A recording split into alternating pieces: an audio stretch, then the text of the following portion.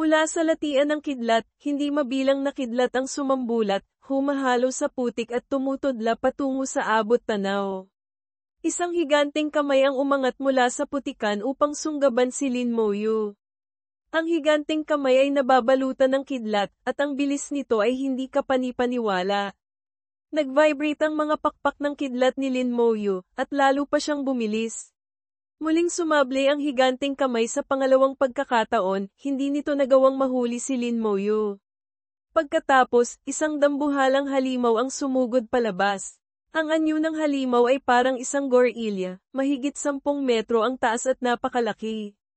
Ang pinakapansin-pansin ay ang mga braso nito na sobrang haba at kayang hamaba pa lalo kapag umaatake, mas mahaba pa kaysa sa katawan nito. Huminto si Lin Moyu sa himpapawid matapos iwasan ang dalawang atake nito. Ang liwanag ng kidlat mula sa maliit na damo sa kanyang kamay ay mabilis na hamina, at ang kuryente ay tuluyang nawala sa isang iglap, naging isang ordinaryong tingnan na maliit na damo. Ang damong kidlat ay maaaring gamitin para gisingin ang Diyos ng kidlat, tama, kulang na lang ng susi, bahagyang ngumiti si Lin Moyu sa kanyang isipan. Itinago niya ang damong kidlat sa kanyang bulsa at tiningnan ang halimaw na lumabas mula sa latian. Teknik sa pagmamanman, na parang banayad na hangin, ang dumaan. Bakang nakidlat uri, pinunong antas impyerno, Thursday Lin CPDA NGUC, Lebel, 48 lakas, 60,000 liks, 40,000 espirito, 10,000 katatagan, 60,000 mga kakayahan, mga pakpak ng kidlat, Litian CDC, Higanteng Palad, CTRUNG, Kidlat, Lidin, mga katangian, pinsalang elementong kidlat bawas ng 50%, pisikal na pinsala bawas ng 50%, pinatibay na bilis, pinatibay na lakas ng buhay. Alam din niya ang mga pakpak ng kidlat? Bahagyang nagulat si Lin Moyu ngunit hindi na ito pinansin pa. Ang kabuoang attributes ng bakang nakidlat ay 170,000 lamang, mas mababa kaysa sa kalansay na mandirigmang berserker. Ngunit alam ni Lin Moyu na kung maglalaban ang isang kalansay na mandirigmang berserker laban dito, ang matatalo sa huli ay ang kalansay na mandirigmang berserker.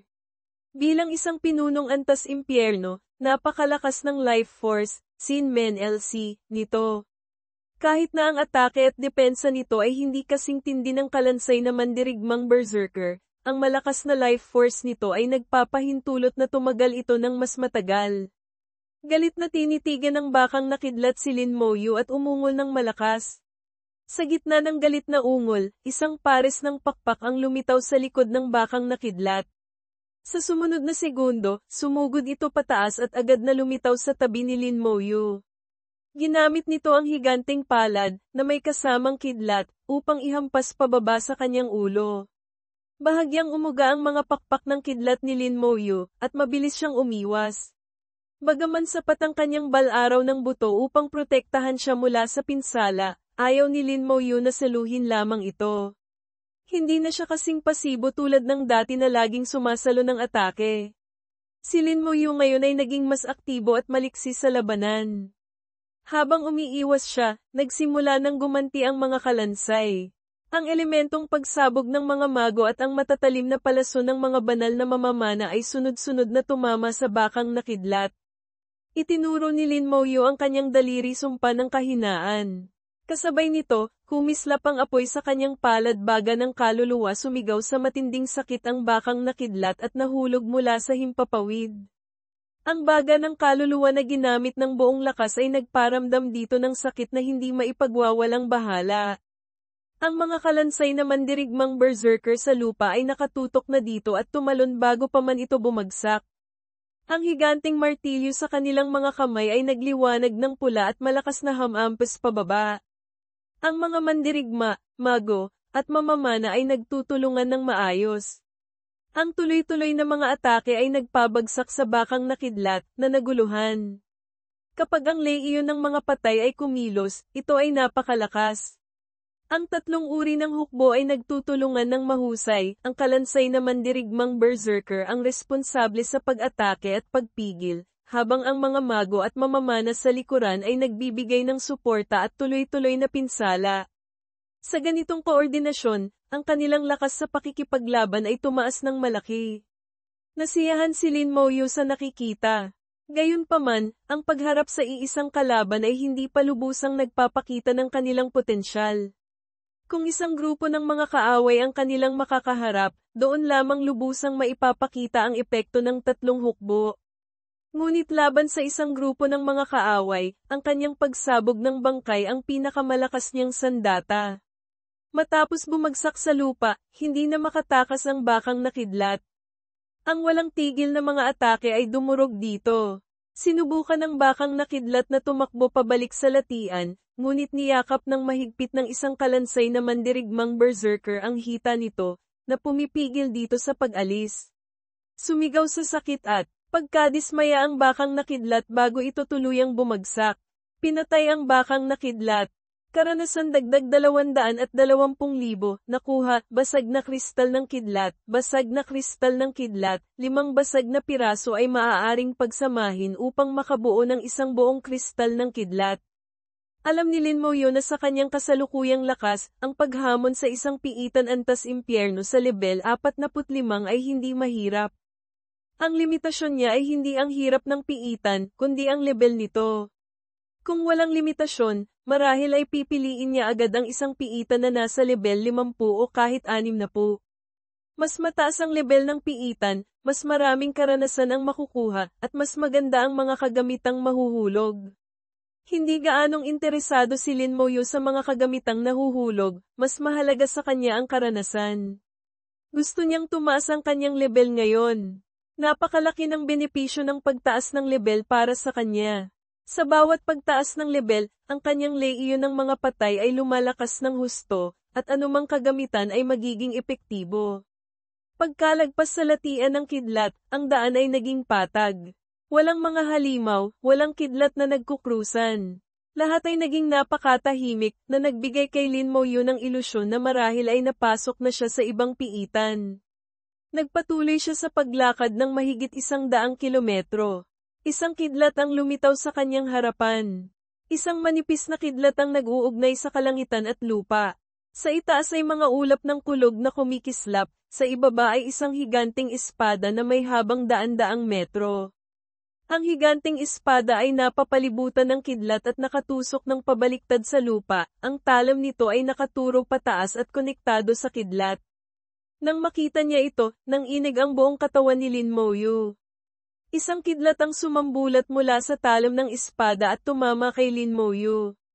Agad na nagliwanag ng husto ang kanyang bal-araw ng buto, at umalingaw-ngaw ang sunod-sunod na tunog ng pagharang. Mula nang sumailalim siya sa ikalawang pagbabago ng klase, ang bal-araw ng buto ay hindi pa nasis Ira.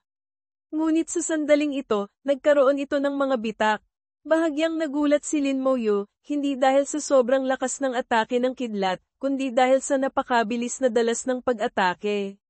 Sa isang segundo, marahil ay mahigit 1,000 atake ang tumatama. Ang tunog lamang ng mga pagtama ay nakakabingi. Agad niyang dinagdagan ang sarili ng isa pang patong ng bal-araw ng buto.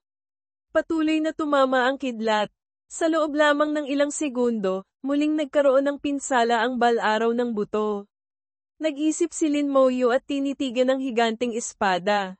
Patuloy niyang dinadagdagan ang bal-araw ng buto habang humahakbang pasulong. Habang naglalakad, sinubukan niyang baguhin ang direksyon, at ang kuryente ay sumunod din, tila nakalok sa kanya. Gaano man kabilis si Lin Moyu, hindi niya kayang malampasan ang bilis ng kidlat. Kaya niya lamang tiisin ito, hindi niya ito maiiwasan. Ang bal-araw ng buto ay kailangang dagdagan bawat ilang segundo. Dahil hindi naman nauubos ang kanyang espiritu, wala itong gaanong epekto. Ang bilis talaga. Mabuti na lang hindi masyadong malakas ang atake, kung hindi, magiging mahirap ito. Bumilis pa si Lin Moyu, palapit ng palapit sa higanting espada. Ang pagbilis na ito ni Lin Moyu ay tila naging isang uri ng provokasyon. Biglang nanginig ang higanting espada, at ang kidlat ay biglang lumakas. Ang kuryenteng tumatama kay Lin Moyu ay biglang lumaki ng husto. Mas naging marahas ang tunog ng mga pagtama, at ang bilis ng pagkasira ng bal-araw ng buto ay bumilis din. Lumakas pa? Dati mga 5 segundo bago kailangang dagdagan, ngayon 3 segundo na lang. Para kay Lin Moyu, wala itong gaanong pinagkaiba. Ang isang atake na hindi man lang kayang basagin ang balaraw ng buto ay walang silbi. Hindi pa rin ito pinansin ni Lin Moyu at nagpatuloy sa paglapit ng may katatagan. Hindi nagtagal, narating na niya ang paanan ng espada ng kidlat. Abot kamay na lamang niya ito. Ang espada ng kidlat ay napapalibutan ng makakapal na kuryente. Ang kidlat ay naging parang likidong umaagos sa katawan ng espada, dumadaloy sa lupa, puno ng bagsik at pamatay na aura. Tanging ang espada ng kidlat lamang ang nag-iisang nakatusok dito. Tiningnan ni Lin Moyu ang espada, at isang pakiramdam ng kalungkutan ang sumibol sa kanyang puso. Napakalungkot mo, mahinang sabi ni Lin Moyu. Ang kanyang maputi at malinis na palad ay tumagos sa agos ng kuryente na parang talon at hinawakan ng katawan ng espada. Agad na nawala ang lahat ng kuryente. Wala nang kidlat na umaatake kay Lin Moyu. Ang paligid ay naging tahimik. Sa sandaling ito, tanging ang paghinga ni Lin Moyu ang maririnig. Ilang segundo ang lumipas, isang malakas na kulog ang umalingawngaw sa himpapawid. Nakita ni Lin Moyu ang isang maringal na higanti, isang higanting nabuo mula sa kidlat. Winasiwas ng higanti ang isang mahabang espada, nagpapakawala ng sunod-sunod na nakakatakot na atake. Sa ilalim ng mga atake nito, sunod-sunod na mga dambuhalang halimaw ang naduraj at naglaho. Nararamdaman ni Lin Moyu ang bagsik ng mga atake, lahat ay nasa antas ng Diyos, CPTHN. Ito ang Diyos ng kidlat. Masasamang halimaw sa ilang. Malinaw na nakita ni Lin Moyu at nahulaan ang pagkakakilanlan ng higanti. Ito ang kasaysayang nakatala sa higanting espada. Ang Diyos ng kidlat ay minsang nakipaglaban sa mga Hongfu. Mukhang marami itong napatay na Hongfu. Sa ganitong pananaw, tila mas malakas pa siya kaysa kina Bai Yuan at ni An Guangsheng. Ngunit totoo nga ba? Hindi ito nararamdaman ni Lin Moyu. Si Nian Guangsheng marahil ay hindi pa alam ang paraan. Kung hindi, kaya rin niyang pumatay ng Hongfu.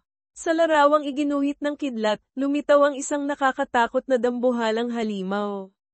Hari ng mga mailap na halimaw. Agad itong nakilala ni Lin Moyu. Ang hari ng mga mailap na halimaw ay nag-iwan ng napakalalim na impresyon sa kanya. Sina Bai Yuan at Nian Guangsheng ay agad na tumakas nang makita ito. Isang atake lamang nito ay nasugatan na si Meng Anwen. Kung gaano kalakas ang hari ng mga mailap na halimaw ay kitang-kita agad. Sinunggaban ng hari ng mga mailap na halimaw ang Diyos ng kidlat. Agad na nabasag ang imahe. Nanlamig ang buong katawan ni Lin Moyu. Patay na ang Diyos ng kidlat. Ganoon lang, pinatay ng hari ng mga mailap na halimaw? Isang napakalakas na Diyos ay pinatay ng hari ng mga mailap na halimaw.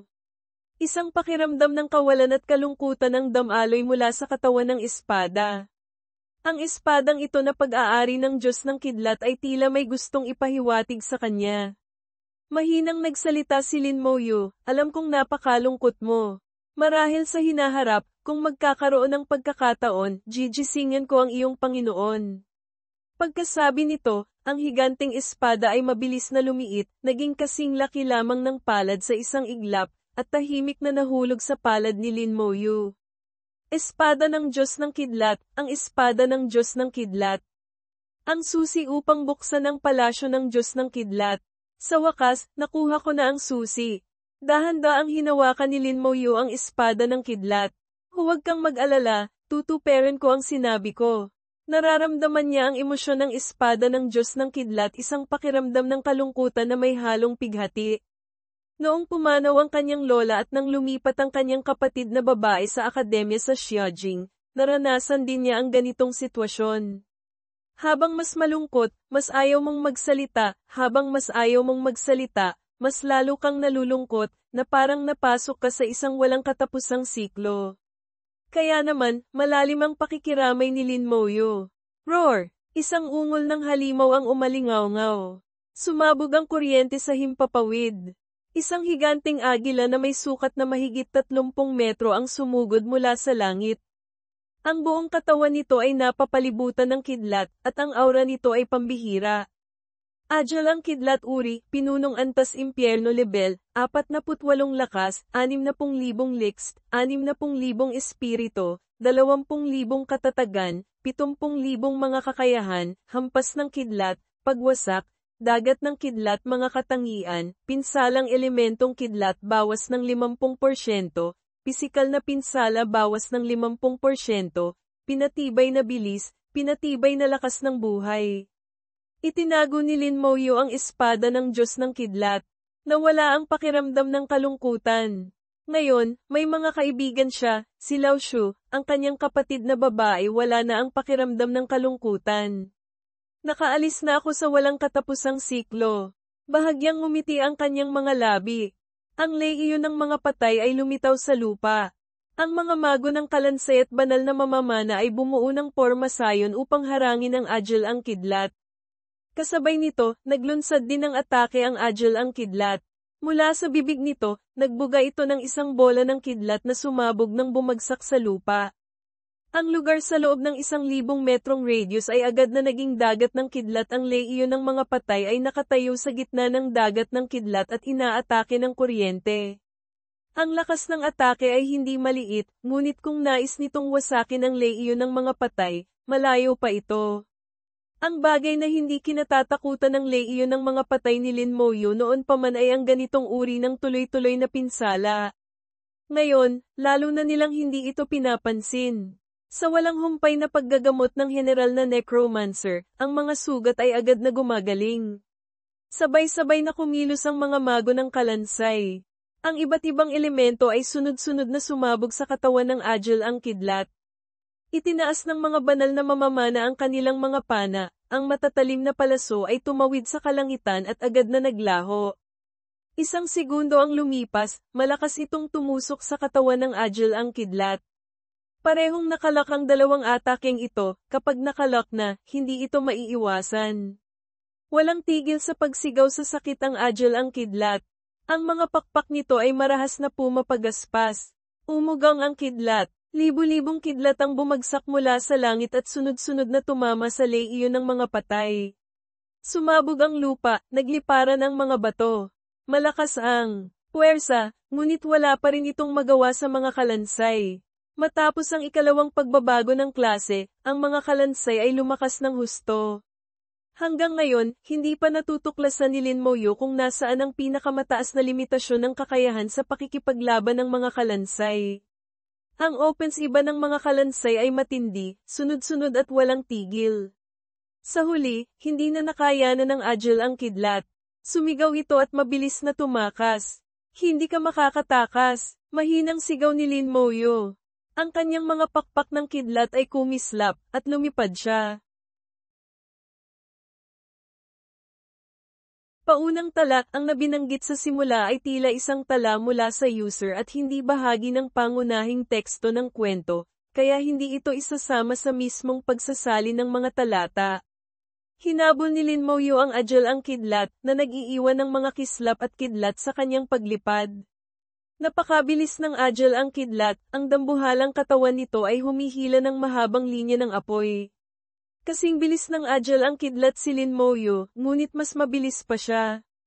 Ang distansya sa pagitan nilang dalawa ay papalapit ng papalapit.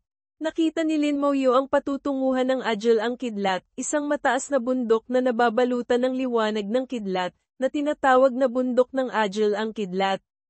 Kahit na ito ay nasa antas bangungot o antas impyerno na hirap, ang mekanismo ng piitan ay halos magkapareho. Sa antas bangungot, kapag malubhang nasugatan ang boss na Agile ang Kidlat, tatakas din ito pabalik sa bundok ng Agile ang Kidlat. Sa loob ng bundok, mabilis itong makakabawi at magiging mas malakas kaysa dati. Kung nais makumpleto ang piitan, kailangan itong patayin ng 2 beses. Ang pangalawang beses ay mas mahirap kaysa sa una. Nasa harapan na ang bundok ng Agile ang Kidlat. Mabilis na lumapag ang Agile ang Kidlat sa tuktok ng bundok. Sa loob ng bundok, puno ng nakakatakot na kulog at kidlat. Malaking bilang ng kulog at kidlat ang bumagsak sa katawan nito. Ang aura nito ay mabilis na tumaas, at ang mga sugat nito ay gumagaling. Sumunod si Lin Moyo. Nagpakawala ng nakabibinging hiyaw ang Agile ang Kidlat. Sa isang iglap, nagkagulo ang bundok ng Agile ang Kidlat. May kabuoang 30 maliliit na Agile ang Kidlat na may bahagyang mas maliit na katawan ang lumipad palabas mula sa bundok, dala ang malaking kuryente, at sumugod patungo kay Lin Moyu. Ito ay kaiba sa antas bangungot. Sa antas bangungot, pagkatapos bumalik ng boss sa bundok ng Agile ang Kidlat, walang lilito na maliliit na Agile ang Kidlat. Ang antas impyerno ay halatang mas mahirap talunin. Bukod sa pagharap sa boss, kailangan ding harapin ang mga maliliit na Agile ang Kidlat na ito. Para sa isang pangkat na lumulusob sa antas impyerno na may karaniwang bilang ng miyembro, ang 30 maliliit na Agile ang Kidlat na ito, kasama pa ang boss na malapit nang sumali muli sa laban, ay talagang nagpapataas ng husto sa hirap. Kailangan nilang tapusin ang 30 maliliit na Agile ang Kidlat bago bumalik ang boss. Ito ay nangangailangan ng mataas na lakas mula sa pangkat. Ngunit para kay Lin Moyu, ang dami ay hindi lamang walang kabuluhan, kundi mas marami, mas mabuti. Gamit ang mga pakpak ng kidlat, mabilis na lumipad si Lin Moyu sa himpapawid. Hinabol siya ng mga maliliit na Agile ang Kidlat, ngunit hindi nila siya maabyutan. Hinihintay niyang bumalik ang boss na Agile ang Kidlat. Ang tagal ng mga pakpak ng kidlat ay 1 minuto lamang, ngayon ay 40 segundo na lang ang natitira. Pagkalipas ng 30 segundo, isang nakabibinging hiyaw ang umalingaw-ngaw mula sa tuktok ng bundok ng Agile ang Kidlat. Pagkatapos, bumalik ang boss na Agile ang Kidlat sa larangan ng digmaan. Ang hininga nito ay mas malakas kaysa dati, tumaas ng 1 level ang antas nito, at tumaas din ang mga attribute nito. 35 segundo. Tinandaan ni Lin Moyu ang oras. Pagkatapos bumalik ng Agile ang Kidlat sa bundok, babalik ito sa labanan pagkatapos ng 35 segundo. Ngayong alam na niya ang oras, hindi na kailangang mag-aksaya pa ng panahon. Nag-vibrate ang mga pakpak ng kidlat. Biglang bumilis si Lin Moyu. Umikot siya pabalik at direktang lumapag sa likod ng isang maliit na Agile ang Kidlat. Ang katawan ng maliit na Agile ang Kidlat ay mas maliit kumpara sa boss, ngunit ito ay 3 metro pa rin ang lapad, at kapag nakabuka ang mga pakpak, umaabot ito ng 10 metro sapat na para makatayo ang ilang tao. 5 kalansay na mandirigmang berserker ang lumitaw sa tabi ni Lin Moyu. Kumislap ang pulang liwanag kakayahang sumpa ng kahinaan. Biglang nagbago ang mundo para sa Agile ang Kidlat. Ang pinsalang natatanggap ay tumaas ng 15 beses, orihinal, 10x, ngunit sa konteksto ng corpse explosion mamaya na 1.75x 10, mas malamang na 15x ang intended total damage increase, at ang bilis ay bumaba ng 100 beses, ibig sabihin, napakabagal. Kahit ang Agile ang Kidlat na kilala sa bilis nito ay tuluyang bumagal ngayon. Sabay-sabay na ginamit ng 5 kalansay na mandirigmang berserker ang kanilang kakayahan. Ang pulang liwanag sa kanilang mga martilyo ay sumidhi, at pagkatapos ay humampes pababa. Fap! Isang tunog ang narinig. Sumigaw sa matinding sakit ang maliit na Agile ang Kidlat na ito at namatay sa isang iglap. Nang mamatay ito, itinuro ni Lin Moyu ang kanyang daliri kakayahang pagsabog ng bangkay. Pagkatapos ng ikalawang pagbabago ng klase, bagaman hindi nagbago ang level ng kakayahang pagsabog ng bangkay, ang pagtaas mula sa kanyang talento ay tumaas mula 40 beses patungong 50 beses. Ang parehong level 6 na pagsabog ng bangkay ay nagkaroon ng pagbabago sa saklaw mula 240 metro patungong 300 metro. Ang pinsala batay sa buhay ng bangkay ay naging 175% mula 140%. Idagdag pa ang 10 beses, o 15x depende sa interpretasyon ng sumpa, na pagtaas ng pinsala mula sa sumpa. Isang malakas na pagsabog ang umalingaw-ngaw. Isang nakakatakot na enerhiya ang humagupit sa kalangitan. Lahat ng maliliit na Agile ang Kidlat ay sabay-sabay na napatay sa isang iglap. Maging ang boss ay muling malubhang nasugatan. Sa sandaling ito, 5 segundo na lamang ang natitira sa mga pakpak ng kidlat ni Lin Moyu. Nakatayo si Lin Moyu sa gitna ng pagsabog, ang kanyang mga pakpak ay nakabuka na parang isang demonyong Diyos. Kasabay nito, patuloy siyang naglunsad ng mga atake. 3 beses bawat segundo siyang nagpapakawala ng kakayahan ito ang sukdulang bilis ng paggamit ng kakayahan ni Lin Moyu sa kasalukuyan. Gayunpaman, noong nagsasanay siya sa banal na tore ng Sia, natutunan niya ang isang pamamaraan mula sa isang propesyonal na assassin type. Ang kaliwat kanang kamay ay maaaring sabay na gumamit ng mga kakayahan na may pagitan lamang ng isang segundo. Ito ay nagpapataas ng husto sa bilis ng paggamit ng kakayahan.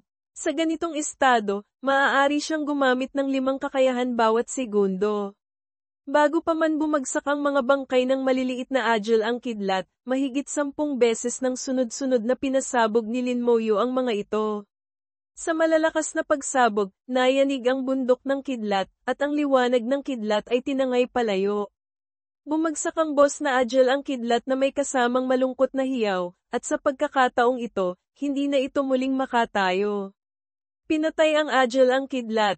Karanasan dagdag 49 na milyon, tandaan, 49 na milyon ay napakalaki kumpara sa naunang 220k, maaaring typo sa orihinal o talagang ganito kalaki ang bigay ng final boss. Nakuha, bal-araw na kidlat. Nakuha, basag na kristal ng kidlat X4. Mahabang espadang kidlat armas, antas platinum lahat ng attributes dagdag 1200 kakayahan ng swordsman dagdag 60% kakayahan, hampas ng kidlat nagdudulot ng pinsala katumbas ng 100% ng sariling lakas sa kaaway, kasama ang pinsalang elementong kidlat na katumbas ng 100% ng sariling lakas. May posibilidad na magdulot ng paralysis sa kaaway sa loob ng 5 segundo. Cooldown, 1 minuto. Bal-araw na kidlat bal-araw, antas platinum lahat ng attributes dagdag 800 pinsalang elementong kidlat bawas ng 20% ang mga attribute ng mahabang espadang kidlat ay pangkaraniwan lamang, maituturing na basic sa mga armas na antas platinum, ngunit ang kasama nitong kakayahan ay medyo maganda. Mayroon din itong kaunting halaga. Ang bal-araw na kidlat ay sobrang ordinaryo at walang espesyal. Sa kabilang banda, ang dami ng basag na kristal ng kidlat ang bahagyang nagpagulat kay Lin Moyu. 4 na piraso sa isang bagsak hindi ito kakaunti. Kasama ang piraso na nakuha mula sa bakang na kidlat sa latian ng kidlat, saktong makakabuo na siya ng isang kristal ng kidlat. Ang paglalakbay sa piitan na ito ay nagbunga ng malaki. Hindi lamang siya nakakuha ng kakayahang mga pakpak ng kidlat ng hindi inaasahan, kundi natuklasan din niya ang isang napakalihim na bagay, nalaman niya ang dahilan ng pagkamatay ng Diyos ng kidlat ang hari ng mga mailap na halimaw. Isang nakakatakot na halimaw na kayang pumatay maging ng Diyos ng kidlat. Hindi maiwasan ni Lin Moyu na ikumpara ang hari ng mga mailap na halimaw sa nilalang na iyon sa walang hanggang larangan ng labanan. Natuklasan niyang wala siyang makuhang sagot. Pareho silang napakalakas, lampas sa kanyang pangunawa. Muling tiningnan ni Lin Moyu ang bundok ng kidlat upang maghanap pa. Matapos makumpirma na wala siyang nakaligtaan, lumabas siya ng piitan. Sa labas ng piitan, nakaalis na ang mga nakatatanda mula sa maharlikang pamilya. Tanging sina Dong Fangjiao at Dong Fangyi na lamang ang naroon. Si Dong Fangyi ang hari, pinuno ng bansa, kaya natural na kilala siya ni Lin Moyu. Pagbati po, hari, unang bumati si Lin Moyu kay Dong Fangyi. Ngumiti si Dong Fangyi. Si General Lin ay tunay ngang bata pa. Kamakailan lamang, palagi kong naririnig ang mga alamat tungkol kay General Lin. Tunay ngang bata at may talento. Bahagyang ngumiti si Lin Moyu. Masyado po kayong mapagpuri, hari. Sabi ni Dong Fangyi, sa ngalan ng maharlikang pamilya, humihingi ako ng paumanhin kay General Lin tungkol sa nangyari kay Dong Fangchun dati. Kung may kailangan si General Lin, sabihin lamang ng direkta kay Jower. Kung nasa abot ng kakayahan ng maharlikang pamilya, tiyak na papayag ako. Ito ay maituturing na isang pangako. Si Dong Fangyi ay hindi lamang hari, kundi isa ring ekspertong antas Diyos. Kaya alam ni Lin Moyu kung gaano kabigat ang kanyang pangako. Hindi pinansin ni Lin Moyu ang tungkol kay Dong Fangchun. Bukod dito, may utang na loob pa siya kay Dong Fangli noon. Salamat po, hari. Kung may bagay na maitutulong ako, sabihin lamang po ninyo. Malakas na tumawa si Dong Fangyi. Sige, ang aming maharlikang pamilya ang magiging pinakamatalik na kaibigan ni General Lin. Kayong mga kabataan, mag-usap na kayo. Ako, ang matandang ito, ay hindi na manggugulo pa rito. Nakuha na ni Dong Fangyi ang sagot na nais niya. Bagaman isang pangungusap lamang, sapat na iyon. Nag-imbestiga siya tungkol kay Lin Moyu. Alam niya na sa estilo ng pagtatrabaho ni Lin Moyu, basta't sinabi niya ito, tiyak na gagawin niya. Hanggat mapapanatili ang magandang relasyon kay Lin Moyu, iyon na ang pinakamagandang resulta. Pagkaalis ni Dong Fangyi, agad na naging masigla si Dong Fangjiao. Bahagyang nagliwanag ang kanyang mga mata, bahagyang bumuka ang kanyang mapupulang labi, at sabik na nagtanong tungkol sa piitan.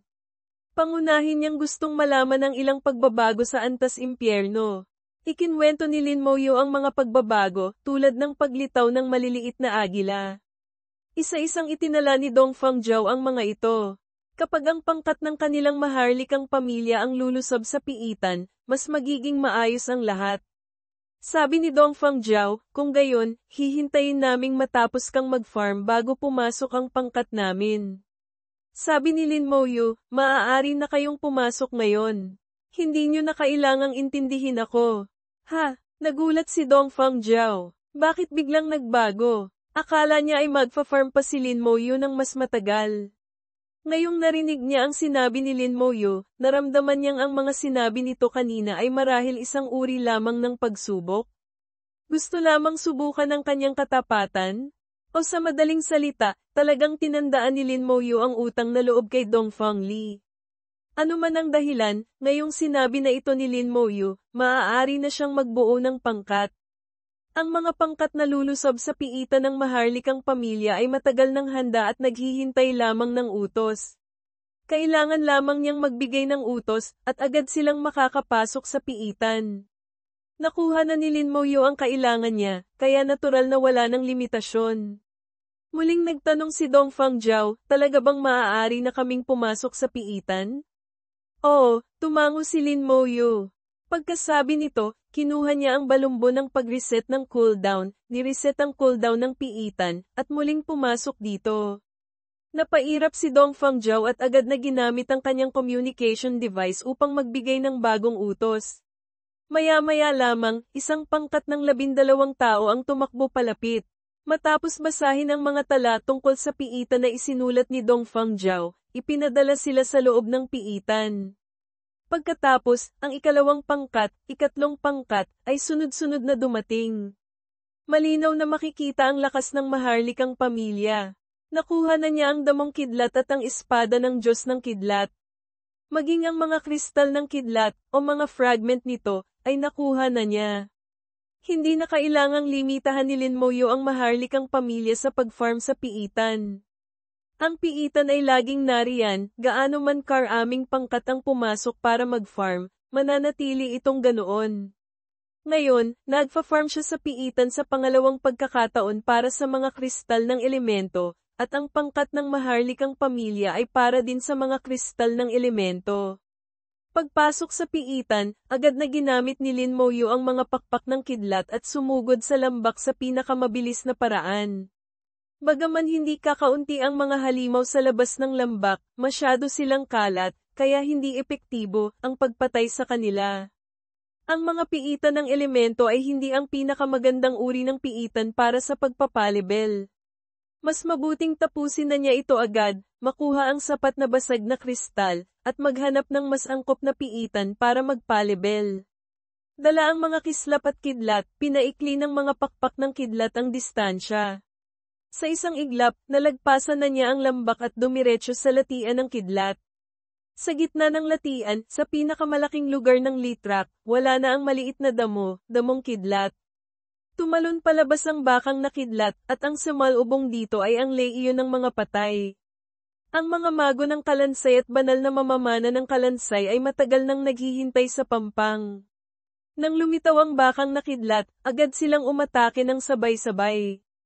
Ang bakang nakidlat na kalalabas lamang mula sa latian ay nakagawa lamang ng ilang simbolikong pagganti bago agad na naging isang bangkay. Bukod sa isang basag na kristal ng kidlat, wala itong ibang ibinigay. Naramdaman ni Lin Moyu na sa lahat ng mga pinuno sa piitan ng antas impyerno, ang bakang nakidlat marahil ang pinakamahirap, walang kwenta ang lot. Tinawid ng Leiyon ng mga patay ang latian at nagpatuloy patungo sa bundok ng Agil ang Kidlat. Ang lugar kung saan naroon dati ang espada ng Diyos ng Kidlat sa gitna ng daan ay nawala na. Sa dating kinalalagyan ng espada ng Diyos ng Kidlat, walang tigil na makakapal na kidlat ang bumabagsak, humaharang sa daan patungo sa bundok ng Agil ang Kidlat. Nang dumating si Lin Moyu, habang nasa mga 1,000 metro pa ang layo, may mga kidlat nang tumatama sa kanya. Ngunit dahil wala na ang espada ng Diyos ng Kidlat, ang lakas ng kidlat ay nabawasan ng husto. Hindi man lang nito kayang basagin ang balaraw ng buto. Ang mga atake sa antas na ito ay tuluyan ng binaliwala ni Lin Moyu. Kahit na naroon pa ang espada ng Diyos ng Kidlat, madali itong nakaya ni Lin Moyu, paano pa kaya ngayon? Kung ibang pangkat ng mga profesional ang narito, marahil ang mga kidlat dito ay isa pa ring mahirap na pagsubok. Humarap sa makakapal na atake ng kidlat, tinahak ito ni Lin Moyu, at natano na niya ang bundok ng Agil ang Kidlat. Isang matinis na hiyaw ng agila ang umalingaw-ngaw.